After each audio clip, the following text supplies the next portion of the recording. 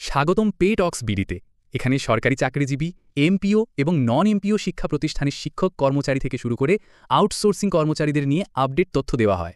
সর্বশেষ আপডেট তথ্য পেতে এখনই লাইক দিন, কমেন্ট করুন ও সাবস্ক্রাইব করতে ভুলবেন না। ধন্যবাদ। নভেম্বরের মধ্যে মানে আগামী মাস অক্টোবর মাসের মধ্যে যদি এই ফাইনাল খেলায় আপনারা জিততে না পারেন তাহলে আগামী 5 বছর চোখের পানি ফেলতে হবে। একটা 50 টাকা দিয়ে স্ট্যাম্প কিনেন, 50 টাকা দামের একটা স্ট্যাম্প কিনে আজকে সেখানে লিখে রাখেন আজকের তারিখ দিয়া। আজকে কয় তারিখ? 26 তারিখ। লিখবেন 26/9। ভোরের আলো বলছে যে আগামী মাসের মধ্যে ঐক্যবদ্ধভাবে যদি পে স্কেল এর প্রজ্ঞাপন আদায় করতে না পারেন তাহলে আগামী 5 বছর চোখের পানি ফেলতে হবে। ঠিক আছে? কারণ আমরা অনেকভাবে চেষ্টা করছি, যদি নভেম্বরের মধ্যে বা ডিসেম্বরের মধ্যে পে স্কেলের প্রজ্ঞাপন হয় তাহলে সেটা আমাদের জন্য হবে, আর যদি না হয় তাহলে সেটা আপনাদের জন্য হবে না।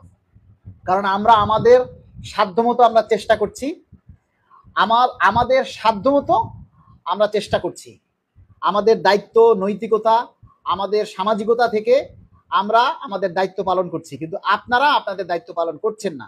একটা কথা মনে রাখবেন, এই আগামী মাসের মধ্যে ডিসেম্বরের মধ্যে যদি সরকারকে চাপ সৃষ্টি করে আপনারা প্রজ্ঞাপন বা পে স্কেল আদায় করতে না পারেন তাহলে আগামী 5-7 বছরের মধ্যে পে স্কেলের কথা ভুলে যেতে হবে। এটা একদম ফুল অ্যান্ড ফাইনাল কথা।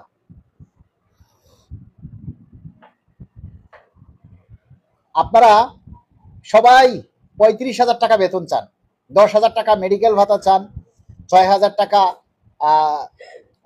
শিক্ষা ভাতা, তারপরে পার ডে 200 টাকা টিফিন ভাতা চান, এত এত দাবি চান, কিন্তু পকেট থেকে কেউ 200 টাকা খরচ করতে আত্মায় কুলায় না।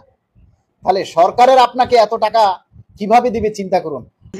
আমরা আগামী 11ই অক্টোবর আমরা পে স্কেলের প্রজ্ঞাপন দিতে চাই। আমরা আগামী 11ই অক্টোবর আমরা পে স্কেলের আগামী 11ই অক্টোবর আমরা জাতীয় প্রেস ক্লাবে আলোচনা এবং পদযাত্রার আয়োজন করেছি।